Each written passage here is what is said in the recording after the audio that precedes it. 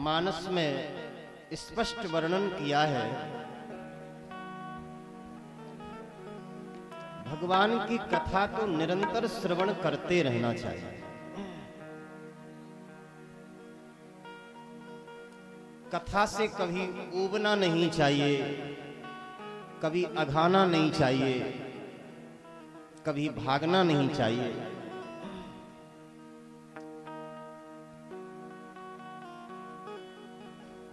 श्रीमद् भागवत महापुराण, पुराणों में 5 लक्षणों का वर्णन है। श्रीमद् भागवत महापुराण इसको कहा गया, इसलिए एकमात्र महापुराण ही ऐसा है जिसमें 10 लक्षणों का वर्णन किया गया है।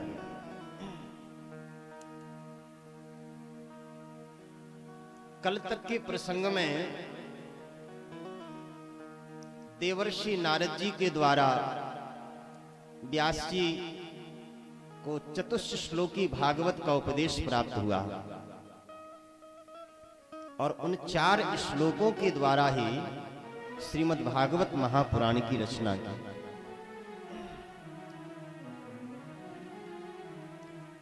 अपने पुत्र सुखदेव जी को पढ़ाया है, क्योंकि भागवत सुनने का और पढ़ने का अधिकार उसी को है जो सर्वथा संसार से अलग है।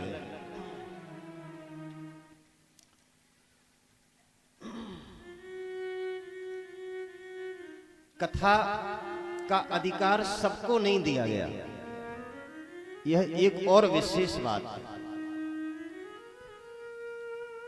लेकिन कलयुग में तो विशेष संतों की कृपा है, व्यास भगवानों की कृपा है कि अब तो सब जगह खूब कथा का विस्तार हो रहा है।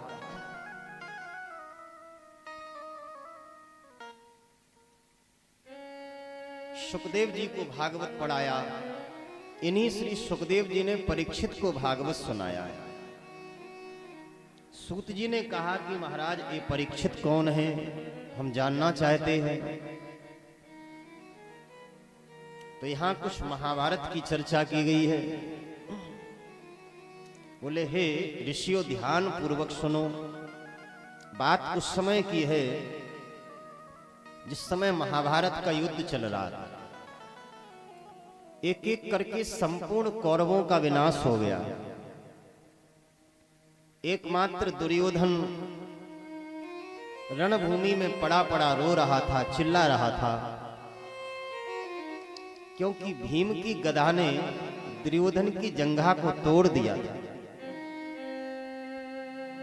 यदा मृधे कौरव सृंजयाना वीरे सुथो वीरगतिम गतेषु वृकोदरा विद्ध गदाभिमर्शो भग्नोरुदंडे धृतराष्ट्रपुत्रे। पांडव धर्म के मार्ग पर चलने वाले, कौरव अधर्म के मार्ग पर चलने वाले, तो अधर्मी व्यक्ति भले ही अपने को कितना भी सुखी क्यों ना माने, एक दिन विजय धर्म की ही होती है। और उसी का एक प्रत्यक्ष रूप आप महाभारत में देख लीजिए।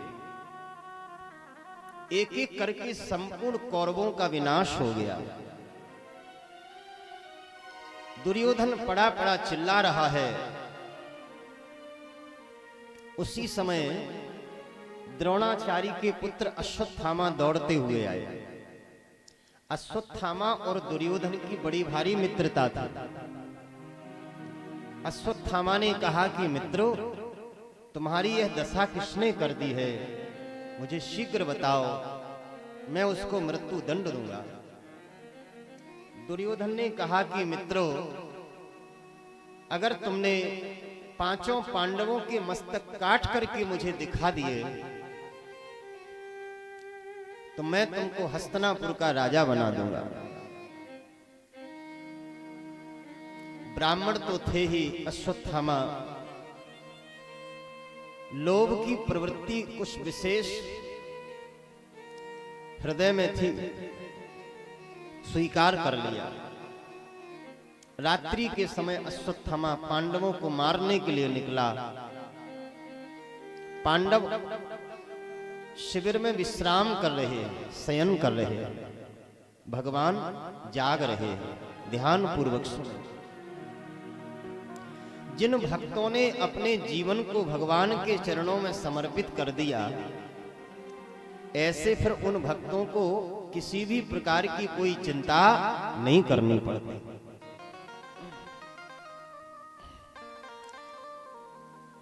पांडव सो रहे हैं, भगवान श्री कृष्ण जाग रहे हैं।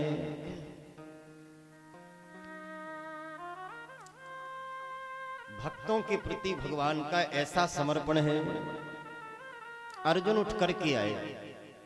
अर्जुन ने कहा कि कृष्ण आप जाग रहे हैं? बोले क्या करूं, मुझे नींद ही नहीं आती। एक एक करके पांचों पांडव आ गए। भगवान बोले तो चलो ऐसा करते हैं, गंगा के किनारे चलते। द्रौपदी के 5 पुत्र सो रहे थे। अश्वत्थामा ने अंधकार में उन्हीं 5 पुत्रों को 5 पांडव समझ लिया और पांचों पांडवों के उन पुत्रों का मस्तक काट दिया।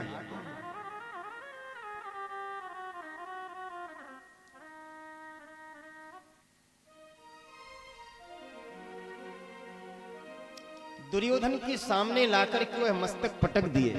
लो मित्र, दुर्योधन ने एक एक करके सारे मस्तकों को दबाया, क्योंकि दुर्योधन तो केवल भीम का मस्तक ढूंढ रहा था।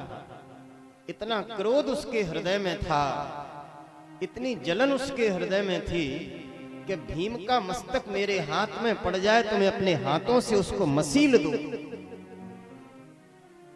जब पांचों मस्तकों को उठा करके उसने स्पर्श किया तो बहुत जोर से रोने लगा। कहते पहले तो मस्तकों को देख के बहुत हंसा। इसको ऐसा ही वरदान था किसी ऋषि का, जिस दिन तू खूब प्रसन्न होगा उसी क्षण तू खूब रोएगा, और जिस क्षण तू खूब रोएगा उसी समय तेरी मृत्यु हो जाएगी। तो पहले तो बहुत जोर से हंसा, मेरा काम बन गया। जब उसने सारा रहस्य समझ लिया तो समझ गया कि अरे ये पांडवों की मस्तक नहीं है, ये तो उनके पुत्रों की मस्तक है। अरे मित्रों, अश्वत्थामा, तुमने एक कितना जघन्य पाप कर दिया। हमने पांडवों के मस्तक मंगाए थे, तुम तो उनके बालकों के मस्तक ले आए।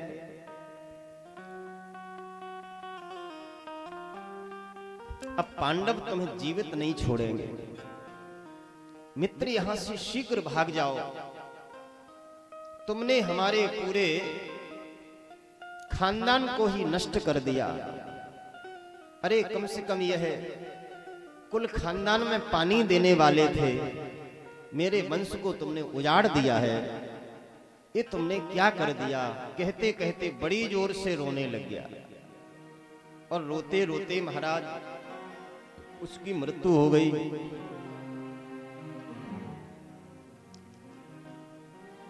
यहां द्रौपदी ने जैसे ही अपने पुत्रों के मृत शरीर को देखा तो एक नहीं, दो नहीं, सीधे 5 बालकों के मस्तक काटे थे। छाती पीट पीट करके द्रौपदी रो रही थी। पांडवों को पता चला। अर्जुन ने प्रतिज्ञा कर ली है, देवी हमारे बालकों का वध करने वाला जीवित नहीं बचेगा। मैं प्रतिज्ञा करता हूं, जब तक उस दुष्ट को आपके चरणों में ला करके न डाल दूं, तब तक मैं अन्न जल देखूंगा नहीं। भगवान को रथ पर बिठाया है, अश्वत्थामा की खोज की। भगवान तो सब जानते हैं कि कहां छिपा है। वहीं पर रथ लेकर के खड़ा कर दिया। भयंकर युद्ध होने लगा। अश्वत्थामा ने सोचा कि अब मैं जीवित नहीं बचूंगा। यद्यपि उसको वरदान था, लेकिन अत्यंत भयभीत हो गया और उसने ब्रह्मास्त्र को छोड़ दिया। जैसे ही ब्रह्मास्त्र छोड़ा महाराज, अर्जुन उस भयंकर ब्रह्मास्त्र को देखकर के भयभीत हो गए। कृष्ण कृष्ण महाबाहो भक्तानां भयंकर तमेको दह्यमानानां पवर्गोऽसि संसृते। हे कृष्ण, हे कृष्ण, हे महाभाग, मेरी रक्षा करो, रक्षा करो। यह ब्रह्मास्त्र मुझे नष्ट कर रहा है। भगवान ने कहा कि अर्जुन, क्यों इतने भयभीत हो रहे? विष की दवा विष ही है, इसलिए ब्रह्मास्त्र को शांत करने का उपाय ब्रह्मास्त्र ही है। तुम्हारे पास भी ब्रह्मास्त्र है, छोड़ दो। अर्जुन ने जैसे ही ब्रह्मास्त्र छोड़ा, राम जी, बड़ी भयंकर गर्जना हुई। आकाश मंडल वह गर्जना से भर गया। अश्वत्थामा ब्रह्मास्त्र चलाना तो जानता था, लेकिन उसको शांत करने का मंत्र नहीं सीखा था, केवल चलाने का मंत्र ही सीखा। अर्जुन दोनों मंत्र जानते थे। भगवान ने इशारा किया तो अर्जुन ने दोनों ब्रह्मास्त्रों को शांत कर लिया। अब तो महाराज इसको पकड़ करके लाए, बांध करके लाए और द्रौपदी के चरणों में पटक दिया। तथा हितम पशुवत पास बद्धो मवां मुखम कर्म जुगुप्सितेनो। अत्यंत निंदित से निंदित कर्म करने पर स्वयं अपने आप को नीचा देखना पड़ता है। बुरा कर्म करोगे तो नीचा ही देखना पड़ेगा, और अच्छा कर्म करोगे तो सर अपने आप ऊपर उठ जाएगा। सोते हुए बालकों को मारना, इससे बड़ा जघन्य अपराध कोई दूसरा नहीं हो सकता। वैसे ही बालक को मारना बड़ा अपराध है, लेकिन सोते हुए व्यक्ति को कभी नहीं मारना चाहिए। इसलिए भगवान आज देखो, यह अश्वत्थामा अपने मुख को नीचे लटकाए खड़ा हुआ है। निरीक्ष कृष्णाप्य कृतं गुरुः सुतं वामस्वभावा कृपया ननामच। अर्जुन ने कहा कि देवी, इस दुष्ट ने, इस नीच ने बड़ा भयंकर अपराध किया है। ये अपराधी तुम्हारे चरणों में पड़ा है, आज्ञा करो, क्या करना है। द्रौपदी कोई साधारण स्त्री नहीं है, महान सती नारियों में द्रौपदी की गणना है। धर्म के स्वरूप को ठीक ठीक प्रकार से जानती हैं। इसलिए द्रौपदी ने जैसे ही अश्वत्थामा को बंधा हुआ देखा तो देखते ही वह रो पड़ी और उन्होंने शीघ्र कहा, छोड़ दो, छोड़ दो। अरे इसको तुमने क्यों बांध रखा है? उवाच चासहन्त्यस्य बंधनानयनं सति मुच्यताम् एषः ब्राह्मणो नितरां गुरुः। छोड़ दो, छोड़ दो, मुच्यताम् मुच्यताम्। क्या तुमको पता नहीं है, ए ब्राह्मण कुमार, ब्राह्मण जन्म से ही सबका गुरु होता है। बोलो राधे राधे। यह श्लोक कई जगह भागवत में आया है। ब्राह्मणो जन्मनः श्रेयः, ब्राह्मणो जन्मनः गुरु, जन्म से ही ब्राह्मण सबका गुरु होता है। और दूसरी बात, यह तो द्रोणाचार्य का पुत्र है, द्रोणाचार्य इसके पिता है, तो पिता की आत्मा ही पुत्र के रूप में जन्म लेती है। आत्मा जायते वही पुत्रः इति वेदानुशासनम। वेदों में स्पष्ट भगवान ने कहा है कि आत्मा ही पुत्र के रूप में जन्म लेने वाली। द्रोणाचार्य जी महान ज्ञानी हैं। तीसरी बात, श्री द्रोणाचार्य जी तुम लोगों के धनुर्विद्या के गुरु भी हैं, तो गुरु का पुत्र भी वह गुरु के तुल्य ही होता है। तीन तीन संबंध जहां इतने उच्च हों, ऐसे उस द्रोणाचार्य को तुम बांध करके ले आए। जैसे किसी यज्ञ में किसी पशु का बलिदान करने के लिए उसको बांध करके लाते हैं बलि देने के लिए, ऐसे ही इसको बांध करके लाए थे। इसलिए द्रौपदी ने कहा कि छोड़ दो छोड़ दो। सारहस्यो धनुर्वेदः सा विसर्गोप संयमः अस्त्रग्रामश्च भवता शिक्षितो यदनुग्रहात्। स एष भगवान् द्रोणः प्रजारूपेण वर्तते तस्यात्मनोर्धं पत्न्यास्ते नान्वाद्वीरसुकृपिः। जिस प्रकार से मैं अपने पुत्रों के वध होने के पश्चात मैं अत्यंत रुदन कर रही हूं, उसी प्रकार से द्रोणाचार्य की मां कृपि, यह अत्यंत, उसको भी अत्यंत कष्ट होगा। पुत्र के मरने के बाद मैया को कितनी पीड़ा होती उसका अनुभव मैं कर रही हूं। अब जो पीड़ा मुझे हो रही है वह पीड़ा किसी और को ना हो, इसलिए छोड़ दो छोड़ दो छोड़ दो। बड़ा विलक्षण संवाद है। द्रौपदी के समान कोई दूसरा नहीं हो सकता है। इसलिए कि 5-5 पतियों के बीच में रहते हुए भी द्रौपदी को महान सती नारी के रूप में गिना गया है। अहिल्या द्रौपदी कुंती,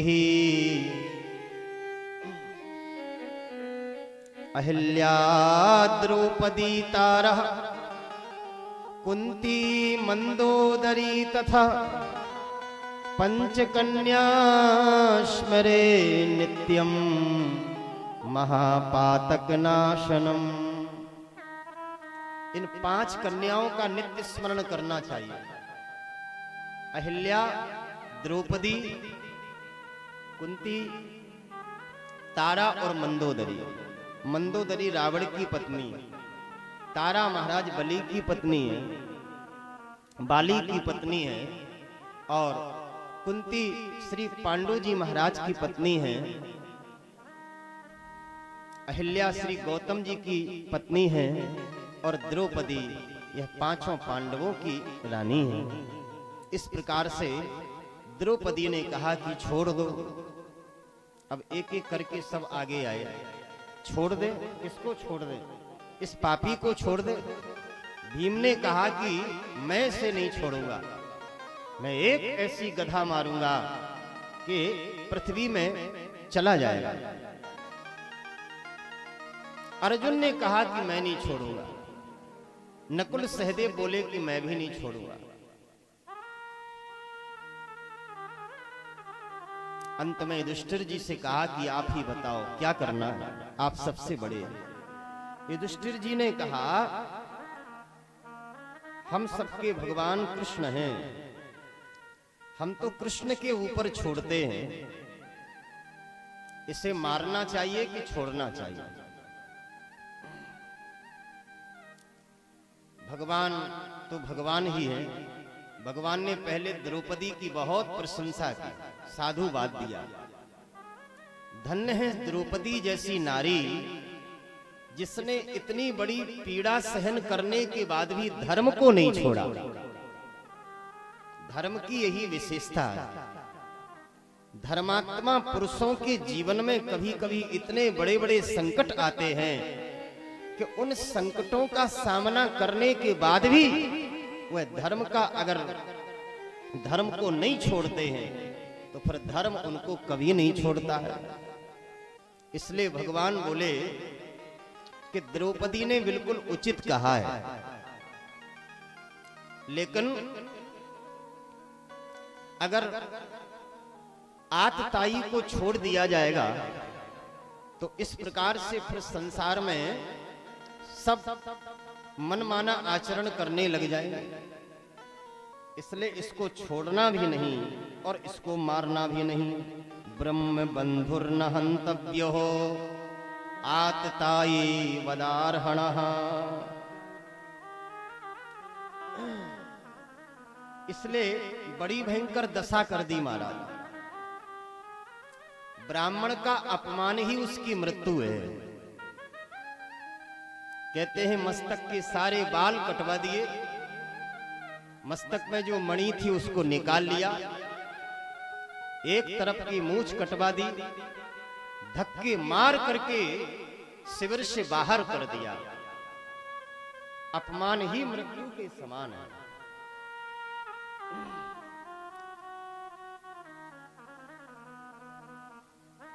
इतने पर भी अश्वत्थामा नहीं माना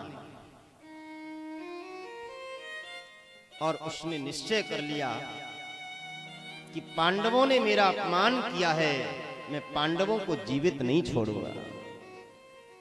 बहुत ध्यान से सुनना है। पांडवों के वंश को ही समाप्त कर दूंगा। इसने ब्रह्मास्त्र छोड़ा। अभिमन्यु की पत्नी उत्तरा के गर्भ में एक बालक था। इसने सोचा कि गर्भ को ही नष्ट कर देंगे तो पांडवों का जो वंश बचा है वो समाप्त हो जाएगा। इसने ब्रह्मास्त्र छोड़ा। उत्तरा सीधी दौड़ती दौड़ती भगवान की शरण में आई।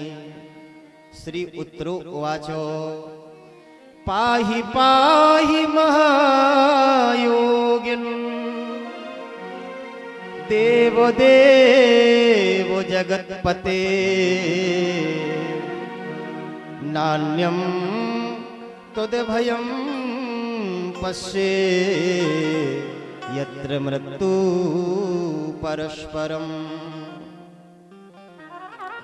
पाहि पाहि महायोगिन देव देव जगतपते। हे जगन्नाथ, हे योगियों के हृदय में रमण करने वाले, हे रमण बिहारी, हे द्वारकानाथ प्रभु मेरी रक्षा करो, रक्षा करो, रक्षा करो। भागती हुई श्री उत्तरा वह भगवान की शरण में आई।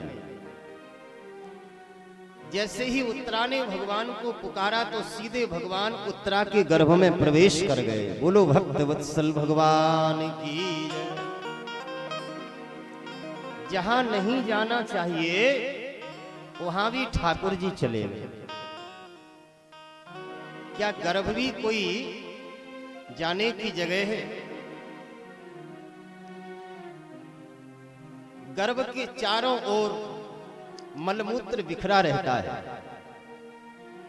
तो ऐसा स्थान तो प्रभु का हो नहीं सकता है जाने के लिए। लेकिन भक्त वाणी हिंसों प्रेम है। पांडवों की भक्ति से श्रेष्ठ द्रौपदी की भक्ति श्रेष्ठ है।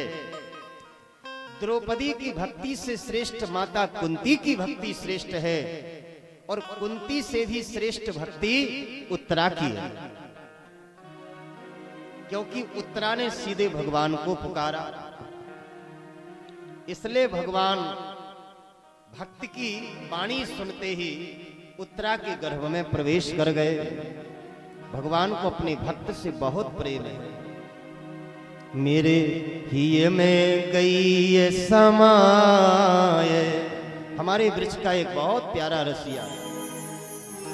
ओ समाय भक्तन की भाव भरी भक्ति मेरे हिय में गई है समाय, ओ समाय भगतन की भाव भरी भक्ति मेरे हिय में गई है समाय, ओ समाय भगतन की भाव भरी भक्ति मेरे हिय में गई है समाय, ओ समाय भगतन की भाव भरी भक्ति मेरे हिय में गई है समाय, ओ समाय भगतन की भाव भरी भक्ति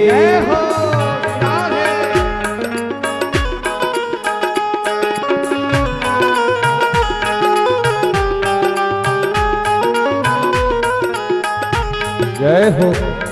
ओ मेरी जो एक चुल्लू